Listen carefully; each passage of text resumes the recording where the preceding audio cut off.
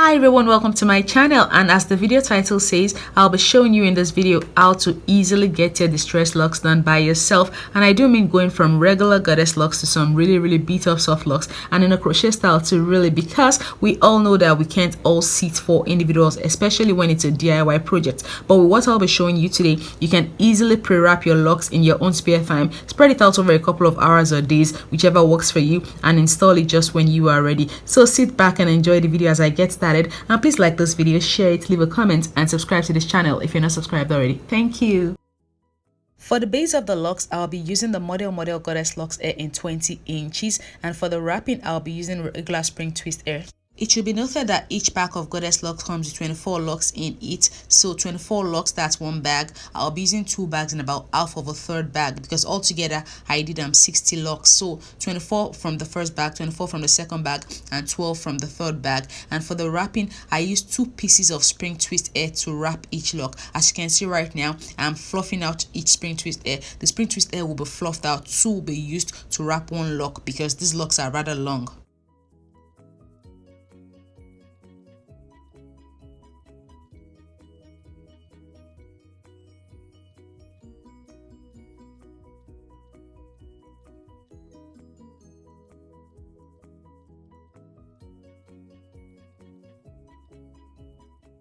Now you're going to be wrapping as gently as you can. One thing you don't want to do is to wrap tightly. You want it to be firm but not tight, because when you wrap tight, the locks are going to be stiff and that's just going to defeat the whole purpose of the style. So you want to go gently and like slowly, gently, and you get it done. It's not that hard.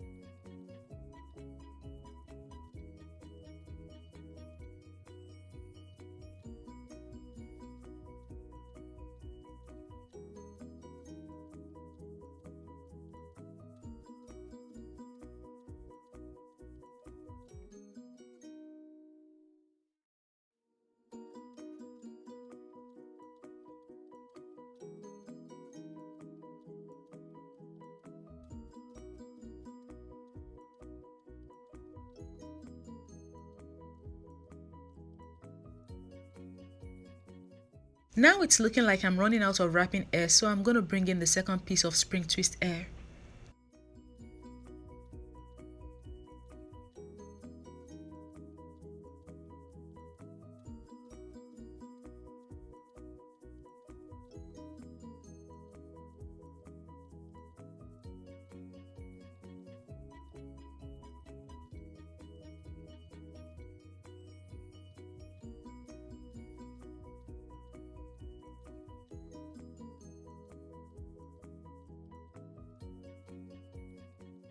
I'm going to be wrapping all the way down to the end, and now that I'm getting to the part of the lock where it's just the curly end that's left hanging and that's not strong enough as a base, I'm going to split the spring twist air I'm wrapping with in 2 and add 1/2 of it to the lock air and just fold it upwards to make for a thicker base. Then I continue wrapping over it.